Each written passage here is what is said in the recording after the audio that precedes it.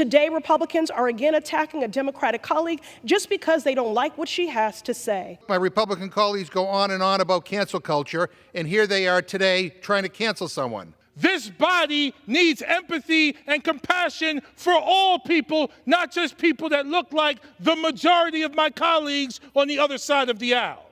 And maybe because of your lack of diversity, you lack the cognitive and emotional ability to recognize diverse opinions when they speak truth to power.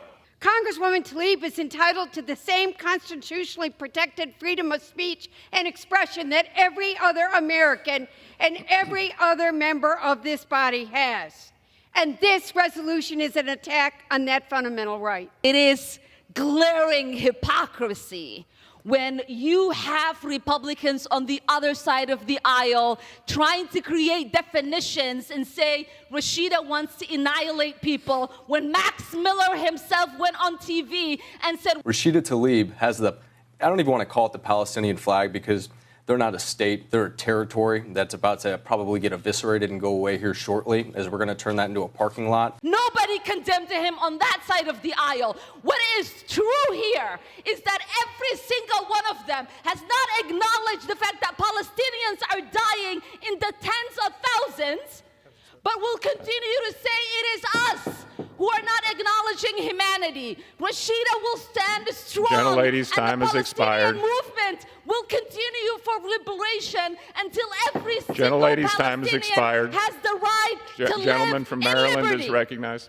St. Louis and I rise today in opposition to the censure resolution and also in opposition to the reckless manner that people in this House speak when they don't realize or don't care that they put targets on the backs of actual people, most of whom are black and brown, because of a lack of care and a lack of understanding and a lack of seeing the humanity of folks who look like Rashida Tlaib. It's outrageous that my colleagues are blatantly attempting to silence the only Palestinian American representative right here. It's outrageous, but it's not surprising. And let me tell you, it's not surprising because this place is where 1,700 members of Congress, this elected body, enslaved black people. It's not surprising because they thought it was right. It's not surprising because this is a place where members continue to claim that the insurrection on the Capitol just appeared to look like a normal tourist visit. It's not surprising because this is the place where our black and brown staff members repeatedly speak of experiencing racism and sexism, Islamophobia, get pushed off at elevators,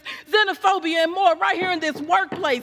This is the place. And let me say this. She mourns for the 1,400 Israelis. The gentlelady's time has expired. She mourns for the 10,000, and she will not stop. No gentlelady's time has expired. Ceasefire now. And she takes the death threats that you all send, that they The gentlelady is no longer recognized. The gentleman from Maryland.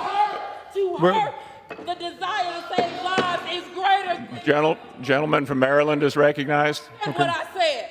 Mr. Speaker, I rise in opposition to this censure resolution that is blatantly Islamophobic, anti-democratic, and an utter waste of time. This resolution is as dishonest as it is unproductive. Any member who denies that Congresswoman Tlaib has opposed the killing of civilians, Israeli, Palestinian, and Americans alike, is willfully ignoring the truth. Representative Tlaib was elected by voters in Michigan to do exactly what she does best: advocate for a better, safer, more just world. She leads with love, speaks truth to power, and seeks justice even when her life and that of her family and her staff are threatened. As a daughter, mother, sister, friend, advocate, and effective duly elected three-term first ever Palestinian American member of Congress, she has been a much-needed voice in an institution that has too often failed to listen. Another shameful but predictable ploy of distraction from the real traffickers of hate who are obsessed with policing progressive women of color. I oppose this offensive resolution for every little girl from Michigan to the Middle East who sees herself when they see the leadership of Representative Rashida Tlaib, and I urge my colleagues to do the same. Gentlelady's time has expired. Congresswoman Rashida Tlaib is an important member of our Democratic caucus and our Michigan delegation. Her voice matters.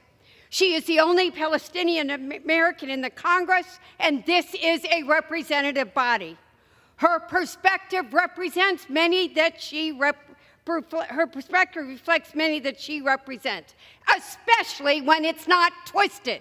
I spent all weekend in Michigan this last weekend talking to all the communities about the meaning of this phrase. And there are very strong feelings on all sides. And it's very clear that people interpret words in different ways. Personally, I choose not to use a phrase that is offensive to some and that many perceive as a threat. But I also take seriously living in a country that does not restrict, forbid, or censor free speech. Mr. Speaker, we should reject this resolution for a few simple reasons. First is protecting this institution. Look, I don't agree with a lot of what people say around here. I think a lot of what my Republican friends say is offensive and even racist. But I don't go around introducing censure resolutions. So if we're going to start censuring anybody who says something we don't like, all we will do from now on is censure each other all day. If this is not the high point of Republican hypocrisy, I don't know what is. To my Republican colleagues, you are unleashing something very bad here. You are setting an awful precedent for this institution. This is a very slippery slope.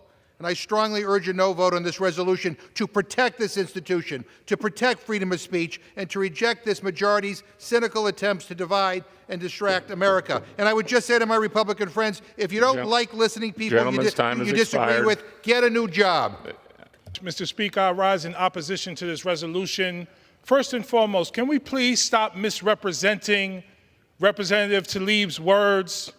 She does not want to kill Jews. She is not in support of Hamas. She is speaking as someone who is the only Palestinian American in U.S. history to serve in this body. Without her voice, we would lack even more empathy for the people of Palestine. We would not have someone with direct personal experience speaking against the siege that is happening now in Gaza. You absolutely need to open up your mind to other people and other experiences, especially when they are Muslim and when they are women and when they are people of color. You had a member of your party call my colleague a terrorist, and you didn't censor her.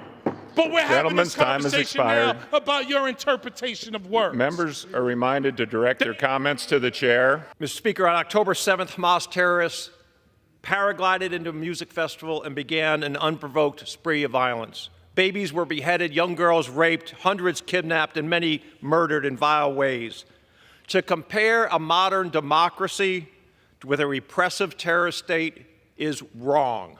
But it is also wrong for Congress to take this action at a time when we have serious issues that we face, to take an action and take down the words, to strike the words, to censure a fellow member, no matter how incorrect we believe she may be, is wrong. We lower ourselves when we try to take action against someone else for their words. We all go back to our districts, and thank goodness social media hasn't caught every one of us with everything that we say back in our districts, because we would all be standing here. This is a wrong time to do this. It is the wrong action to take. Let's pass a resolution condemning this kind of language, condemning anti-Semitism on college campuses and elsewhere. But it is absolutely wrong to vote for this motion, and I yield back. First of all, I don't think that my colleagues have caught us in any kind of contradiction when they raised the case of Representative Gosar, who posted a video on social media depicting himself killing our colleague, Representative Alexandria Ocasio-Cortez, and also attacking President Biden. This was a true threat. These were fighting words, and this is something that's totally within our First Amendment tradition. Mr. Speaker, we live in a time of terror and war, great polarization and trauma across the world. We must grapple the rule of law to our souls with hoops of steel at this moment. In a time of all kinds of storms all over the world, the rule of law, the Constitution, is our shore, and now is a moment to hug the shore. Let's defend the freedom of speech for today, for tomorrow, and going forward in the Congress of the United States. Thank you. I yield back.